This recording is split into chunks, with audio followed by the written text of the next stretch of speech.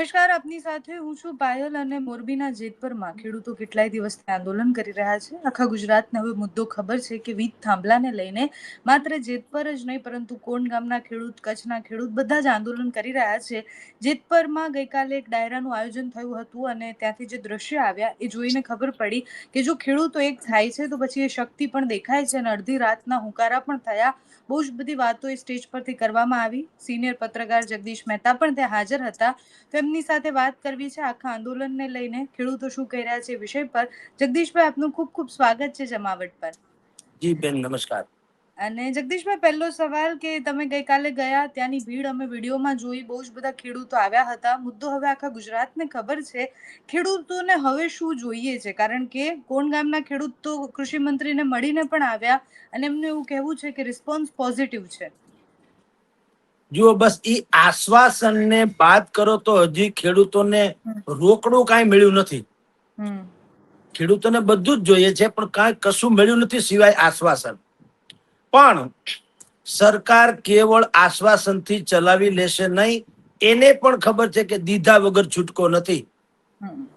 કારણ કે જે મુદ્દો છે એ ગમે તેને પૂછો, શત્રુ પણ એમ કે કિસાનોની વાત સાચી છે. હાવ દીવા જેવું સ્પષ્ટ છે કે તમારી પોતાની માલિકીની જમીન હોય અને એ જમીનમાં કોઈએ કાંઈ નાખવું હોય કે કાંઈક જગ્યા રોકવી હોય તો સ્વાભાવિક જ ખેડૂત માગે એ વળતર દેવું જોઈએ ને. જરૂરી નથી કે ઈ જમીન અંતરિયાળ છે કે હાઈવે ઉપર છે કે હાઈવે ટચ છે કે કોઈ કેનાલની બાજુમાં છે કે મહત્વની છે, એવું જરૂરી નથી. ખેડૂતની ઈચ્છા હોય એમ કરે, કારણ કે માલિકી એની છે. અને પાયલબેન, એવું છે આ સરકારી યોજના હોય ને એટલે સરકાર દ્વારા, સરકાર માટે અને સરકારથી તો પ્રોબ્લેમ નથી. આ અદાણી દ્વારા, અદાણીની કંપની માટે ને અદાણીની કંપની થ્રુ થઈ રહ્યું છે, તો એ તો દાદાગીરી છે કાયદેસરની.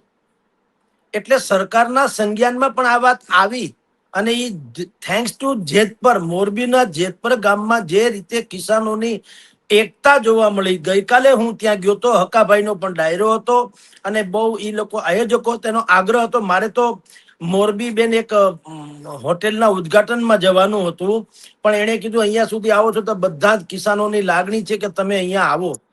તો મેં કન્વે કર્યું, મેં ત્યાં પણ કીધું, તમને પણ કહું, મેં કીધું લોક અને તંત્ર, લોક એટલે નાગરિકો, તંત્ર એટલે સરકાર, લોક અને તંત્ર વચ્ચેનું માધ્યમ મીડિયા એટલે મીડિયા પર્સન. નહીં કે ઉશ્કેરાટમાં કે ટીઆરપી ની ગેમમાં કે અથવા તો આપણે ક્યાંક હીરો થઈ જવું કે એવું ન હોય. બંને બાજુ શું છે એ વાત મેં જાણી. કારણ કે આપ જાણો છો બેન કે આપણે સરકારમાં 5 લોકો ઓળખતા હોય ને, તો આપણે પૂછવું જ હોય ને. આપણો એક સ્વભાવ છે, કોઈ પણ સબ્જેક્ટ ઉપર બોલવા જઈએ તો પહેલા એનું રિસર્ચ કરી લઈએ, ગ્રાસ રૂટ લેવલથી માંડીને ટોપ ટુ બોટમ સુધી. તો સરકાર લેવલે પણ મેં પૂછ્યું ત્યારે જાણવા મળ્યું કે જે રીતે ગોંડલમાં કૃષિ મંત્રી અને ભાઈ પ્રવક્તા જીતુભાઈ વાઘાણી એણે જે એનાઉન્સમેન્ટ કરેલું કે જેતપરમાં હવે થાંભલા નાખવાનું કામ હાલ તુરંત બંધ રાખવામાં આવશે જ્યાં સુધી મુખ્યમંત્રી ભૂપેન્દ્રભાઈ નવી યોજના જાહેર ન કરે. એટલે જેતપરમાં તો એ સ્થગિત છે, પણ બીજે બધે પાછું ચાલુ તો છે. ગુજરાત, મને જાણવા મળ્યું ગઈકાલે જેતપરના કિસાનોએ કીધું કે અહીંયા સ્થગિત છે પણ બીજે બધે ચાલુ છે, ગોંડલ પંથક ઇત્યાદિ ઇત્યાદિમાં. તો એ જે દાદાગીરી જેવું જ કામ છે બેન અદાણીનું, એ હાવ દીવા જેવું સ્પષ્ટ છે. કોઈને પણ ગળે ન ઉતરે એવી યોજના હોય તો ક્યાંથી મેળ પડે? તમારે હાઈ ટેન્શન નું વીજ પાવરના થાંભલા નાખવા છે તો ભલા માણસ અદાણીના એરપોર્ટમાં જેમ ગાડીના પાર્કિંગ ચાર્જ લે છે એમાં ખેડૂતો પાર્કિંગ ચાર્જ લે કે નહીં? શું કામ ન લે? એટલે આપણી જાણ ખતર આપનો પ્રશ્ન હતો ખેડૂતોને હવે શું જોઈએ છે? આશ્વાસન સિવાય બાકી બધું જ જોઈએ છે અને એના હકદારે છે. એને શું કીધું એ કહું છું.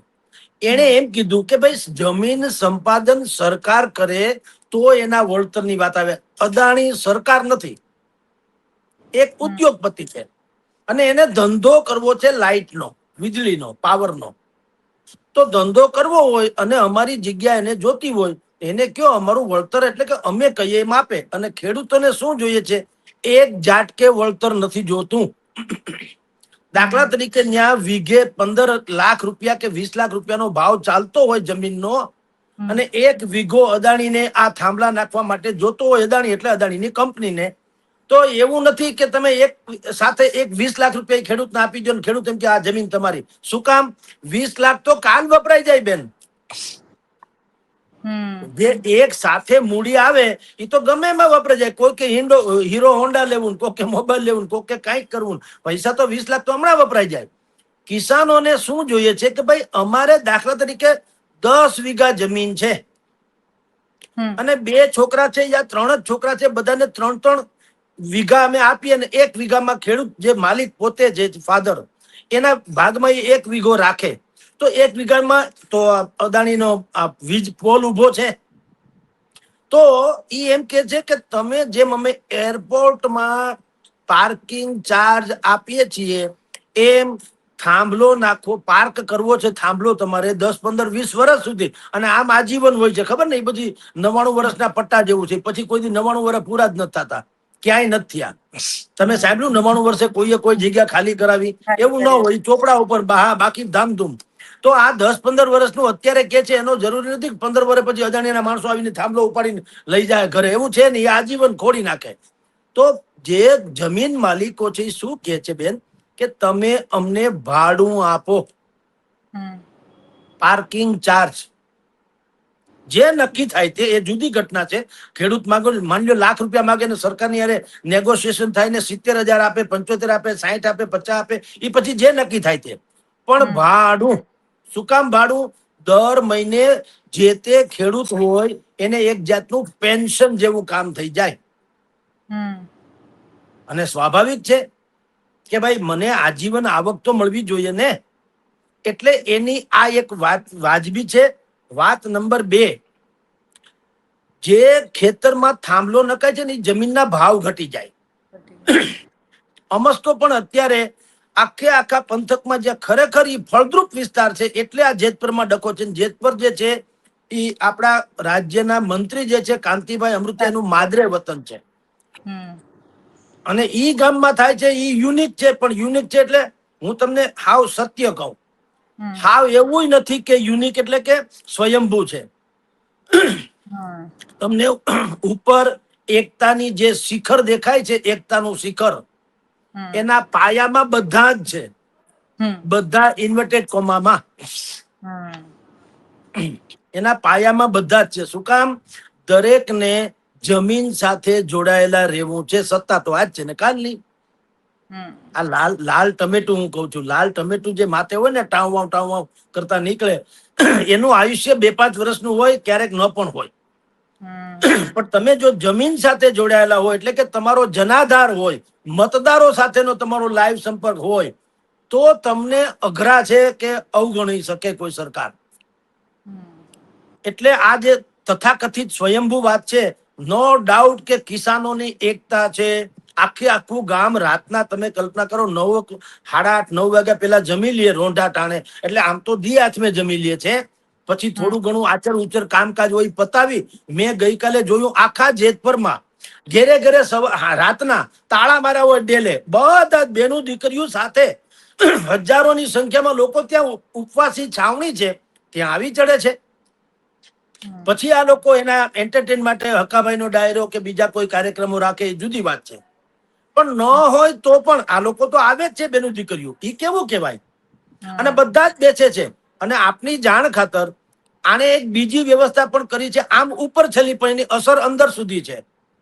ઉપર છેલ્લી એ છે કે ભાઈ અહીંયા કોઈ પોલિટિશિયન્સ છે નહીં, હમ પણ ઉપર નથી, બસ એટલું કહું તમને.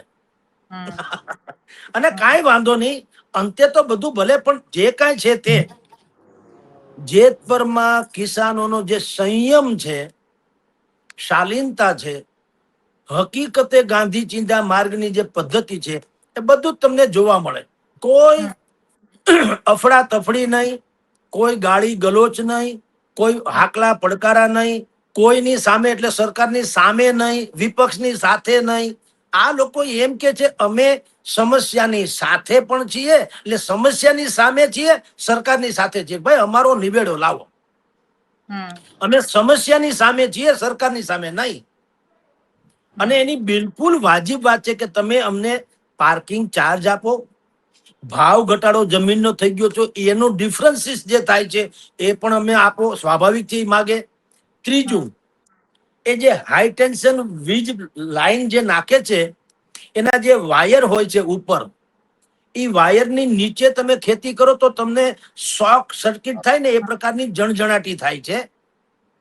અને એક તો ઈ પણ પ્રોબ્લેમ છે. બીજો, ન કરે નારાયણ અને ભવિષ્યમાં ઈ વાયર તૂટી જાય કદાચ અને કંપની ફોલ્ટ થી કાંઈ નુકસાન થાય, કોઈ ખેડૂત કે કોઈ એનું પશુધન કે કોઈ એનો પાક નાશ પામે, તો એનું શું? એ પાછી ત્રીજી માંગ છે કે ભાઈ તમે એ પણ અમારી સાથે એમઓયુ કરો. પાછું મૌખિક મૌખિક કુછ નહીં, એમઓયુ લેખિતમાં કયો કે આ ખેતરમાંથી અમારો વીજ થાંભલો અને વીજ વાયર પસાર થાય છે કંપની ફોલ્ટ થી. મેં કીધું એમ, નહીતર શું થાય? હવે કોક આપણે આમ હળી કરીએ, ધારો કે અહીંયા ક્યાંય ટ્રાન્સફોર્મર છે ને હું આંગળી નાખું મને શોર્ટ લાગે તો ટ્રાન્સફર કે જીઈબી નો વાંક ન ગણાય, પીજીવીસીએલ નો વાંક ન ગણાય. પણ એ સ્વયંભૂ ફાટે તૂટે એને કારણે કાંઈ પણ લોચા લબાચા થાય અને મને કાંઈક મુશ્કેલી થાય તો સ્વાભાવિક છે સરકારે વળતર આપવું જોઈએ ને. એટલે આ લોકો અદાણીના કેસમાં એવું કે છે કે તમે જે વાયર નાખો છો એ વાયર તૂટી પડે, ન કરે નારાયણને, અથવા એમાં કોઈ પણ હિસાબે શોર્ટ સર્કિટ થાય યા કુછ પણ થાય, એને કારણે અમારું પાક, પશુધન કે અમે એટલે કિસાન, આ ત્રણેયને કઈ જો નુકસાન થાય તો એનું વળતરનું શું એ પણ તમે એમઓયુમાં મેન્શન કરો. આમ એની અનેકવિધ માગણી છે ને બિલકુલ વાજિબ છે. એમાં લેશ માત્ર ખોટું નથી. ને આપની જાણ ખાતર હાવ અંદરૂની વાત તો એ પણ છે કે જેનું આપણે નામઠામ ન આપી શકીએ, પણ રાજ્ય સરકાર એ માને છે કે આ બિલકુલ વાજિબ માગણી છે અને અત્યારે કામગીરી થઈ રહી છે એ અતિશયોક્તિ ભરી છે. પણ રાજ્ય સરકારથી પણ મોટી કેન્દ્ર સરકાર છે, ત્યાં આ કોઈનું કઈ ઉપજે નહીં એવું હાલત છે. એટલે હવે બધો દડો દડો છે સુપ્રીમ કોર્ટ જેવું છે, એટલે ઉપર લેવલે. જી એટલે તમે જેમ કીધું ને કે ઉપરના લેવલે તો કોઈ જ નથી, બધા સ્વયંભૂ છે. નીચેના લેવલે જે થયું એનું ઉદાહરણ આપણે જોયું કે કેવી રીતના એક સાથે બહુ બધા ટ્રેક્ટરો લઈને ખેડૂતો આવ્યા હતા અને પછી થઈ બબાલ ને પછી આખો મુદ્દો વિખેરાઈ ગયો અને પછી ખેડૂતો ત્યાંના ત્યાં જ રહ્યા. એમનો મુદ્દો ત્યાંનું ત્યાં જ રહ્યો. ખેડૂત વિપક્ષ સાથે બી નથી, ખેડૂત સત્તા પક્ષ સાથે પણ નથી. ખેડૂતનો મેઇન મુદ્દો એ છે કે થાંભલા નાખવાનું બંધ કરો અને અમને વળતર આપો, અમારા આટલા મુદ્દા છે, તમે જેમ કીધું એ પ્રમાણે. પણ અંતે થાય છે તો એ ખેડૂતો સાથે રાજનીતિ, જેમ કે એ વિપક્ષ કરે કે પછી સત્તા પક્ષ કરે, એ મુદ્દાને તો રાજનીતિ તરીકે જ જોવામાં આવે છે. ભલે ની કરે બેન, ફાયદો થતો હોય તો એને નામ ગમે એ આપો, ક્યાં ફરક પડતા હે. કિસાનોને એની માગણી પ્રમાણેનું બધું મળતું હોય તો જેના ભાગમાં હોય ભલે રાજનીતિ કરે ને જસ લઈ જાય. આ વાત પણ વિપક્ષને લાગુ પડતી હતી. મેં ત્યાં ગઈકાલે ભાષણમાં કીધું, અહીંયા હું આ વાત દોહરાવું ને એક બે ટીવી ચેનલમાં કીધું એટલે કે ભાઈ બબાલ ચલો, આખી જગદીશભાઈ એની હતી ને કે જસ કોણ લેશે, એટલે બબાલ જ બસ જે ત્યાં આજ આજ આજ બેન પ્રોબ્લેમ છે, આજ પ્રોબ્લેમ છે. વાંધો જ ઈ છે આપણે બધા આ જે આખી જનતા જે છે ને એને હું હંમેશા એક મેસેજ આપું છું કે ભલા માણસ, સમસ્યા તમારી છે, તમે અમને શું કામ પકડાવી દો છો જેથી કરીને અમારા છાપામાં ફોટા આવે ને અમે મોટા ભા થઈ જઈએ? એટલે તમને દરદ છે તો દવા હું ખાવ તો હાલે કોઈ દી? તમને દરદ હોય દવા તમારે ખાવી પડે. સમસ્યા તમારી છે તો ખેડૂતમાં જ નેતા ઉભા કરો, જેને કોઈ રાજકારણ લેવા દેવા ન હોય. એ આ સમસ્યા પૂરતી જ વાત કરવા વાળા હોય. જે એક ભાઈ છે, નામ જ ભૂલી ગયો, 99% નાનજીભાઈ છે આઈ થિંક. હે કોઈ મેહુલભાઈ નાનજી, ત્યાંના ના મેહુલભાઈ તો નાનજીભાઈ કે સમથિંગ, હું નામ મારી પાસે લખેલું છે ભૂલાઈ ગયું. એ બિલકુલ નોલેજેબલ માણસ છે, ઇંગ્લિશ પણ જાણે છે અને બધી જ યાદી એને ગઈકાલે મંચ ઉપર હતા તે, ખાલી મારાથી નામ ભૂલાઈ ગયું, પણ એકદમ નોલેજ એટલે કઈ હાવ એમનું ચખપલો બ નથી. અને એને સરકારની સામે, અને પાછા આમ શુક્લકડી વાળા માણસો હોય ને આમ પાછા મનના બહુ મક્કમ હોય, મહાત્મા ગાંધીની જેમ. એટલે આ ભાઈ પણ એમ છે, 99% નાનજીભાઈ નામ છે, નાગજીભાઈ કે નાનજીભાઈ. ઈ પણ ગાંજા જાય એમ નથી. એને બધી યાદી બનાવી છે. અને આપની જાણ ખાતર એ કાંતિભાઈ અમૃતિયાનું ગામ છે ને કાંતિભાઈ અમૃતિયાના સગા ભાઈ અને એના ભત્રીજા ઈ પણ ત્યાં ખેડૂતોની હારે છે. હમ. અને આ નાનજીભાઈ કે જેની હું વાત કરું છું એણે શું કર્યું છે, બધા જ પ્રશ્નો એની સમસ્યા અથવા તો જે ડિમાન્ડ છે ટૂંકમાં કિસાનોની એ બધી નોંધ કરી છે. અને મેં ગઈકાલે ત્યાં એટલા માટે કીધું કે તમે આ સારું કર્યું. મેં ત્યાંની ઓડિયન્સને કીધું, આપની જાણ કતર પછીથી તો ત્યાં 15-20 હજાર લોકો આવ્યા હતા રાતના. હકાભાઈનો ડાયરો શરૂ થયો ત્યારે તો, કારણ કે ગામડા ગામમાંથી બધા આવે તો વાર તો લાગે. પણ એ બધાને મેં કીધું કે હવે ઓલી જે પેટર્ન છે ને, ચલો ગાંધીનગર ને ચલો દિલ્હી, એટલે આ ભાઈ ગાંધીનગરમાં છે તો સરકાર કે બીજું કઈ, તો કાંતિભાઈ અમૃતિયા શું છે? એ સરકારનો ભાગ નથી. તો એને એના ઘરે જઈને કયો કે ભાઈ તમને અમે મત આપ્યા છે, તમે આખી સમસ્યા જાણો પણ છો, અને માની લો કે અમે કહીએ એ ડિમાન્ડ ખોટી છે તો તમે અમને ગળે ઉતરે એવો જવાબ આપો. એમાં ત્યાં ગાંધીનગર સુધી પેટ્રોલ બાળીને 10-10 હજારનું બાળીને ગયા. અંતે શું થયું? જસ માટે થઈને એકબીજાએ જોડા ઉગામાં એકબીજાને, એમ કયો તો હાલે. ઓલો કે આમ આદમી પાર્ટી ભાજપની બી ટીમ છે, આમ આદમી કે કોંગ્રેસ જે છે એ ભાજપની બી ટીમ છે. ટૂંકમાં ભાજપ એ ટીમ છે એ તો નક્કી કરી દીધી બેયે. આ તો વાંધો છે. ભલા માણા તમે હાથે કરીને કોકને મોટાઈ કરી નાખો છો પોતપોતાની હુંસા તુસીમાં, અને ઓલાને જસ લેવો આને જસ લેવો. ન્યાના જ માણસોએ કીધું કે અમે પાલભાઈ આંબલિયાની વિરુદ્ધમાં એટલા માટે ગયા હતા કે પાલભાઈ આંબલિયાએ ગાંધીનગર જવાની મંજૂરી માગી હતી પણ મળી નહોતી. એને અગાણજ કે કેવું ગામ છે ગાંધીનગર પાસે, ઓગણજ, ત્યાં સુધીની જ ઓલી મંજૂરી મળી હતી, અને એ પણ સભા પૂરતી, ત્યાંથી વિખેરાઈ જવાનું હતું. એ વાત ગોપાલભાઈએ છુપાવી એવું ત્યાંના ખેડૂતે કીધું. તો તમે જે પ્રશ્ન કર્યો એ જ વાત આવી કે કરવી હતી દરેકને રાજનીતિ.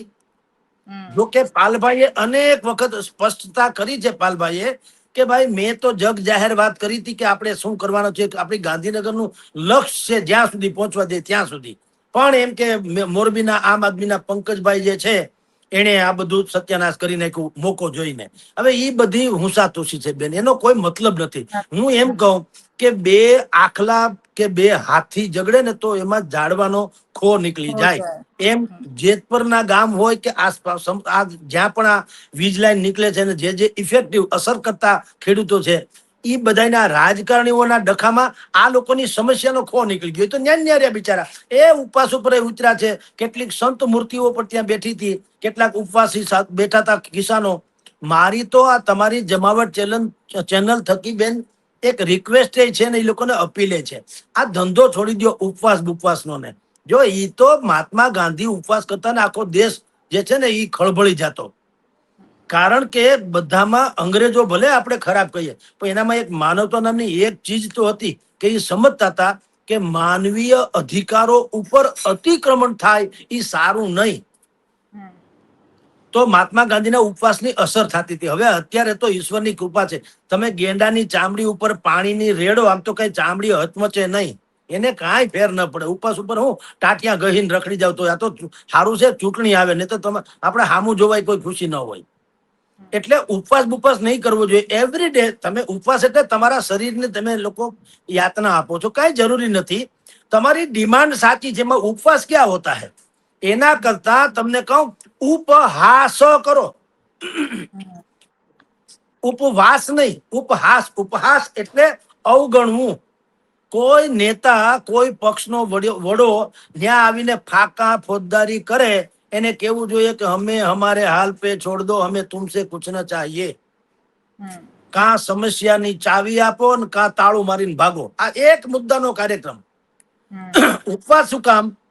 એ ધંધો નહીં. કેટલાકે મુંડન કરાવ્યું હતું, ઈ છે ને ડ્રામેટિકલ લાગે, નો ડાઉટ. તમે બેસણું બધું એ પિક્ચરાઇઝેશન સારું લાગે, ટીવીમાં સારું લાગે, તમને કવરેજ મળે, કારણ કે બધા દ્રશ્યો જે છે એ થોડાક ટીઆરપી વધારનારા હોય છે. પણ ભલા માણસ ઈ સમસ્યાનો ઉકેલ નથી. તમે લડાયક રીતે હકથી મૂછે તા દઈને શું કામ ન બેસવું? એમાં કઈ અધૂરું થોડું છે? કઈ તમે મુંડન કરાવો તો જ તમારી સમસ્યા જે છે એ વાજીબ છે એવું સાબિત થાય એવું થોડું છે? મૂછે તા દઈને કરો કે આ અમારું ખેતર છે ન દેવું, જા થાય ઈ કરી લ્યો, તો કઈ મારી થોડી નાખવાના.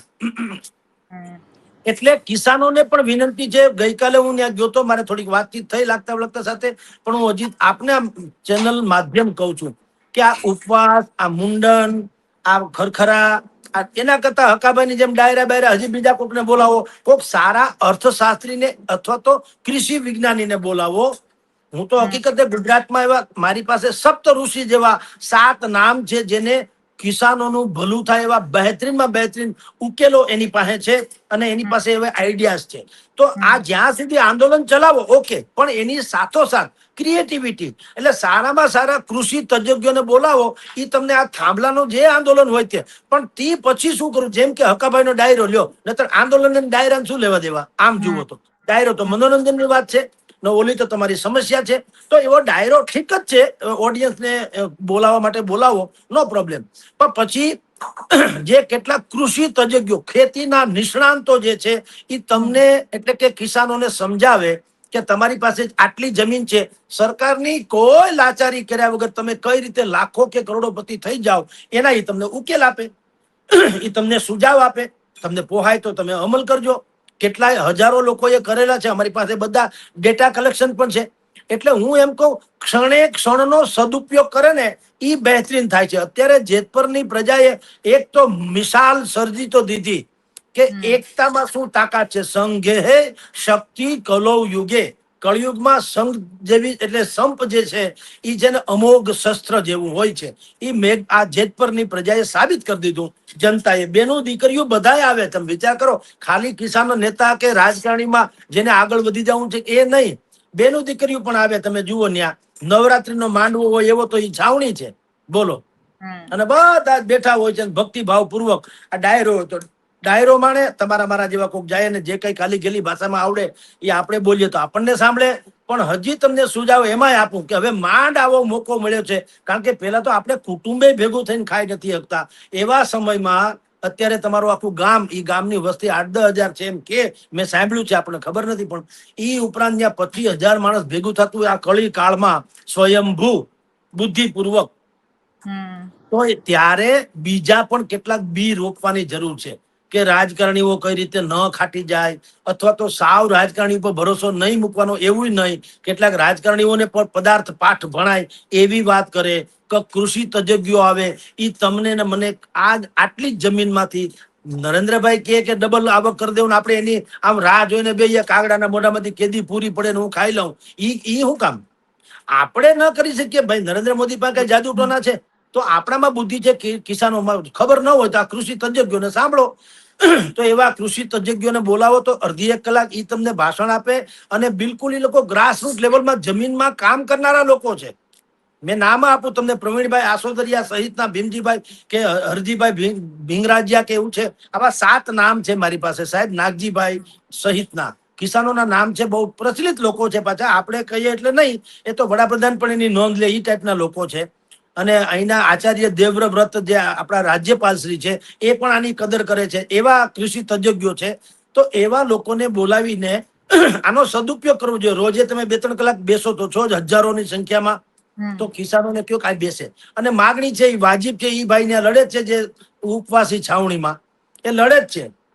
એક મને આશ્ચર્ય બેન શું થયું, ત્યાં હિન્દીમાં પોસ્ટર માર્યા હતા અને નીચે જે ગ્રાફિક્સ કરેલું એ કોકરોચ જનતા પાર્ટીના સિમ્બોલ જેવું હતું. એ બરાબર નહીં.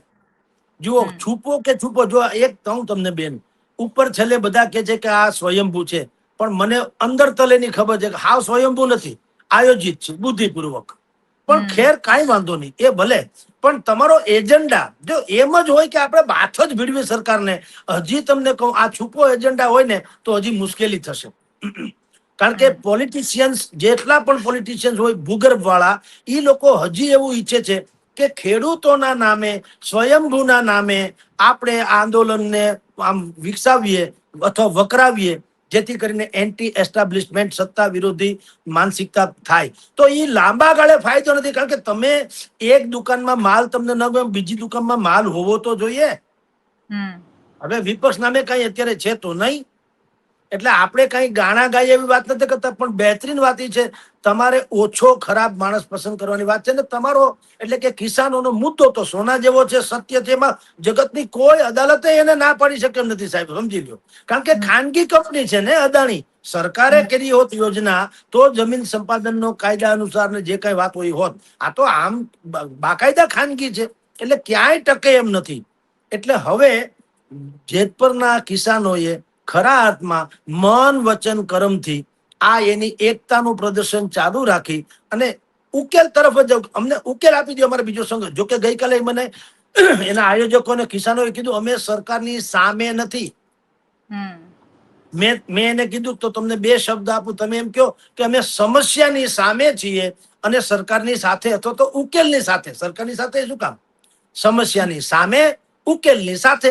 એ પછી કોઈ પણ માણસ ઉકેલ આપે. હવે જેના ભાગમાં હોય એ રળી લે, આમ આદમીના ભાગમાં હોય તો એ રળી લે, કોંગ્રેસના ભાગમાં હોય તો એ લડી લે, અપક્ષના ભાગમાં હોય તો એ રળી લે, ભારતીય જનતા પાર્ટીના ભાગમાં હોય તો એ રળી લે. જે અમને અમારો સાનુકૂળ ઉત્તર આપે અમે એના તરફ છીએ અને સમસ્યાની સામે છીએ. અને બીજું એ પણ કીધું કે કેટલીક બાબતોમાં થોડી બાંધછોડ પણ કરજો. એ લોકોએ એક સમિતિ બનાવી છે, એ ડાયલોગ્સ કરશે, કેન્દ્ર સરકાર હોય કે રાજ્ય સરકાર જ્યારે પણ થાય તો એ ડાયલોગ્સ એની સાથે ટૂંકમાં મસલત કરશે, મીટિંગ કરશે. તો જરૂરી નથી કે 15-15 કે 10-15 તમે જે મુદ્દા કર્યા એ બધા મુદ્દા તમને એ માન્ય રહે, પણ 2-5 મુદ્દામાં ઇધર ઉધર થાય તો શંકા કરીને કરતા નહીં કે ભાઈ તમે લોકોએ લાલચ લીધી, તમને પડીકા મળી ગયા, તમને ટિકિટ મળી ગઈ, તમને આશ્વાસન, એવું કાંઈ કરતા નહીં.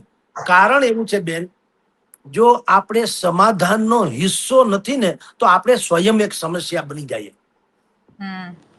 બધી વસ્તુ આપણે ધારીએ તેમ થતી નથી હોતી, સમજી લો. એટલે કેટલીક તમે બાંધછોડ કરીને પણ મેક્સિમમ જેટલું મળે એટલું મેળવવાની, તમારા હકનું છે એ મેળવવાની કોશિશ કરજો. આવો મારો ત્યાં અનુભવે રહ્યો છે, બધા તરફથી જાણવા મળ્યું છે. અને બિલકુલ ખળખળ વહેતા ઝરણાની જેમ એ ઉપવાસ આંદોલન એનું ચાલી રહ્યું છે. જી બેન. હા, એટલે જગદીશભાઈ તમે ખૂબ બિઝી છો, છતાં પણ મેં તમારો સમય લીધો એટલે થેન્ક યુ સો મચ. પણ અંતે એટલું જ કહેવું છે કે હું એ જેતપરના ખેડૂતોને પણ મળી, કોણ ગામના ખેડૂતો જ્યારે કૃષિ મંત્રીને મળવા આવ્યા એ લોકો સાથે પણ વાત થઈ છે. ખેડૂતની એક વાત ખૂબ સારી છે કે એમની સાથે કેટલું પણ ખોટું થઈ જાય કે કંઈ પણ થઈ જાય, એમને હોપફુલ બહુ હોય છે બધી વસ્તુને લઈ, આશાવાદી ખૂબ છે. હવે એમના આ આશાવાદ પર પણ કંઈ પાણી ના ફરે અને જેને જે કરવું હોય એટલે સરકાર નિર્ણય લે, વિપક્ષ લડે પોતાની રીતના, ખેડૂતોને એના ન્યાય અને એના હક માટે જે માંગી રહ્યા છે એ મળી જાય. વધારે આંદોલન બધું જ મૂકીને, એટલે ચોમાસું નજીક આવે છે ને વાવેતર મૂકીને બધા આંદોલન પર બેઠા છે, એમનું કંઈ ન બગડે અને સરકાર થોડીક નજર એ ફેરવે અને જોવે કે જેતપરમાં શું ચાલે છે, તો ઘણા બધા નિર્ણય લેવાઈ શકે એમ છે. થેન્ક યુ સો મચ જગદીશભાઈ, તમે જોડાયા એ બદલ, સમય આપ્યો અને વાત કરી એ બદલ.